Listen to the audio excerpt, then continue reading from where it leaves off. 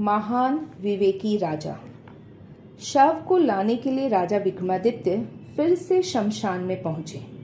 उन्होंने वृक्ष की शाखा से शव को नीचे उतारा और पहले की तरह ही उसे कंधे पर डालकर मौन भाव से अपनी मंजिल की ओर चल पड़े। रास्ते में शव में स्थित बेताल ने फिर कहा, राजन, मैं हैरान हूं कि जाने किस साधना के लिए आप मुझे ले जाना चाह रहे हैं। फिर भी आपके साहस और हिम्मत की मैं सराहना करता हूँ। मध्य रात्रि के इस पहर में जब सब लोग चैन की नींद सो रहे हैं, आप ऐसे कठिन रास्ते से मुझे कंधे पर लाद कर ले जा रहे हैं। खैर, आपका श्रम भुलाने के लिए मैं इस बार आपको यह कहानी सुना रहा हूँ। यह कहकर बेताल ने विक्रमादित्य को यह कहानी सुनाई। प्राचीन काल में अंग राज्य में मकर ध्वज नाम का एक राजा राज्य करता था। वह काफी वृद्ध हो गया था। शासन संभालने की शक्ति क्षीण हो गई थी। उसे ज्ञात हो गया कि मैं कुछ ही दिनों का मेहमान हूँ।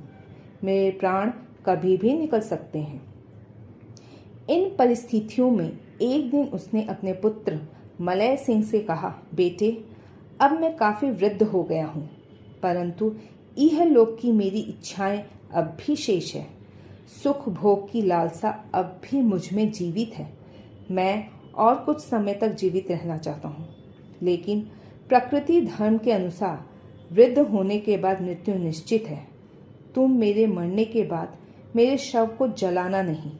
मेरे शव गल न जाए, केवल हड्डियां न बचे, इसके लिए उस शव पर आवश्यक लेपन कराना। मेरे शव को सुरक्षित रखना। भविष्य के बारे में कोई क्या कह सकता है। हो सकता है भविष्य में वैद्य शास्त्र इतनी उन्नति करे कि वह मुझे जिंदा कर दे। यह भी संभव है कि कोई दीर्घ तपस्वी मोहन्नत ऋषि अपने तपोशक्ति से मुझ में प्राण फूंक दे। जो भी हो, इसे अपने पिता की अंतिम इच्छा मानकर अवश्य पूरी करना। इसके एक सप्ताह बाद ही राजा मकर ध्वज की मृत्यु हो गई। पिता की इच्छा के अनुसार मलय सिंह ने अपने पिता के शव को नहीं जलाया और उसे चंदन से बनी विशिष्ट पेटी में सुरक्षित रख दिया।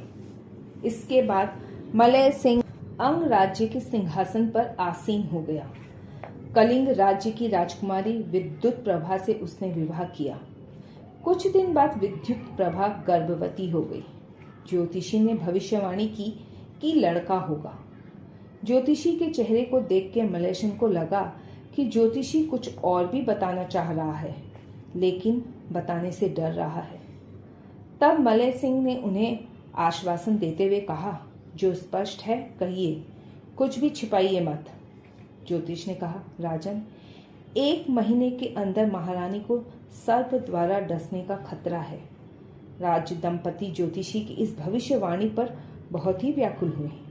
अब तक उन्हें इस बात पर अपार हर्ष हो रहा था कि राज सिंहासन पर आसीन होने के लिए राजकुमार पैदा होने वाला है, अपने वंश का वारिस आने वाला है। लेकिन ज्योतिषी की बातों ने क्षण भर में उनका आनंद दुख में बदल दिया। उस दिन से राजा ने राज्य में दिखाई देने वाली हर बाम्बी को खोदकर उसमें सांप दिखाई पड़े तो मारने की आज्ञा सैनिकों को दी। हर घर में नेवले को पालना अनिवार्य कर दिया। मलय सिंह स्वयं एक चील को पालने लगा। वह चील सदा पालतू तोते की तरह उसके कंधे पर बैठी रहती थी। कुछ समय तक तो महारानी बिना किसी आफत के मुक्त रही, लेकिन सर्प के खतरे की ही जो भविष्यवाणी की गई थी, वह दिन आ गया। विद्युत प्रभा अपने पति से बोली, इस खिली चांदनी रात में थोड़ी देर बगीचे में घूमने को जी चाहता है। अगर आप कहें तो चलें। मलय सिंह उसकी इच्छा अस्वीकार न कर सका। दोनों बगीचे में टहलने लगे। उस समय जो चील मलय सिंह के कंधे पर थी, अकस्मात उड़ी और पास के अशोक वृक्ष पर रेंगने वाली सांप को लेकर हवा में उड़ चली। परंतु दुर्भाग्य, सांप ने अपने को चील के पंजे से छुड़ाया और ठीक विद्युत प्रभा की भुजा पर जा गिरा। इस आकस्मिक आक्रमण से भयभीत होकर रानी जोर से चिल्लाई। सर्प ने अपना फन उठाया और रानी के कंधे पर डस लिया। विष के प्रभाव से रानी भूमि पर अचेत होकर गिर पड़ी। राजवैद्य दौड़े दौड़े आए। चिकित्सा प्रारंभ करने के पहले ही रानी ने अपने प्राण त्याग दिए। रानी को देखते हुए लग रहा था कि वह अद्भुत सौंदर्य राशि निद्रावस्था में है। इस स्थिति में देखकर राजा उसे अग्नि को समर्पित नहीं कर पाया।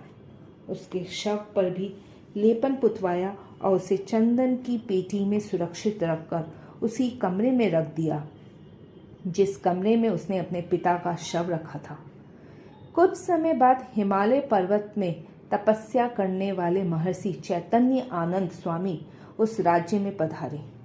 उन्होंने मुस्कुराते हुए राजा मलय सिंह को आशीर्वाद दिया और कहा, पुत्र, तुम्हें मुझसे कुछ बताने की आवश्यकता नहीं है। जो हुआ वह सब मैं जानता हूँ। प्रकृति के विरुद्ध किए जाने वाले कार्य विनाश हेतु होते हैं।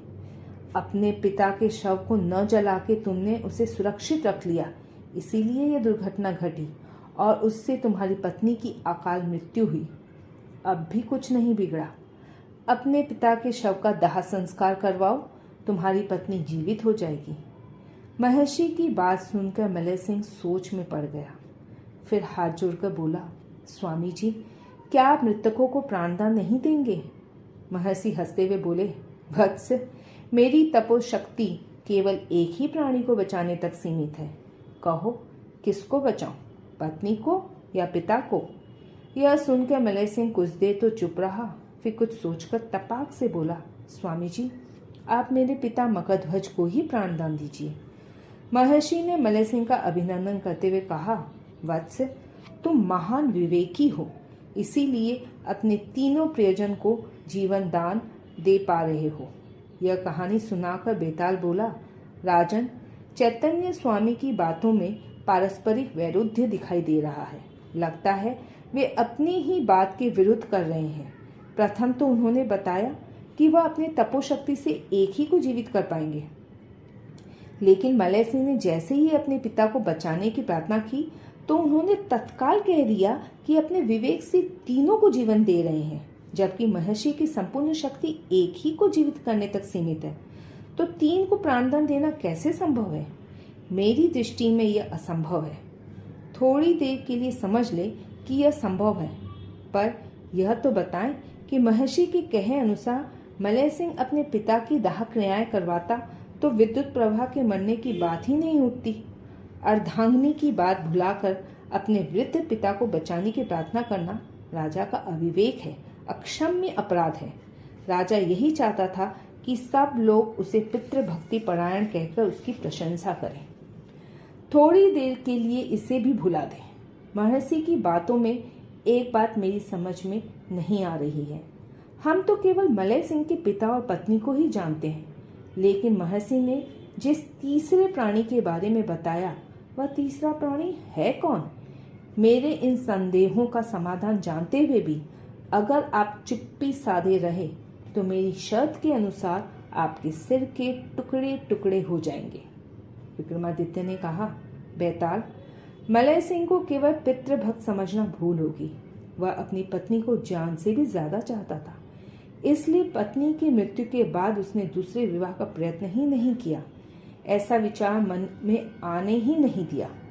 महर्षि ने कहा कि मगधध्वज के शव की अंतिम क्रिया न करने के दोष ही के कारण विद्युत प्रभा की अकाल मृत्यु हुई है। इन बातों से मलय सिंह समझ गया कि अगर महर्षि उसके पिता को प्राणदान देंगे तो दोष का निवारण हो जाएगा और उसकी धर्म पत्नी भी जीवित हो जाएगी। इसलिए उसने महर्षि से अपने पिता को प्राणदान देने की प्रार्थना की। इस सूक्ष्मता को जानने के कारण ही महर्षि ने महान विवेकी कहकर मलय सिंह का अभिनंदन किया। विद्युत प्रभा बच गई तो इसका मतलब यही हुआ कि उसके गर्भ में जो शिशु है वह भी बच गया। उस शिशु को ही महर्षि ने तीसरा प्राणी बताया। बेताल के संदेहों का निराकरण हो गया था, अतः शव सहित पुनः गायब हो गया। राजा का मौन भंग करना ही उसके स्वतंत्र होने का कारण बन गया। वह शमशान में जाकर फिर से उसी वृक्ष की शाखा पर लटक गया।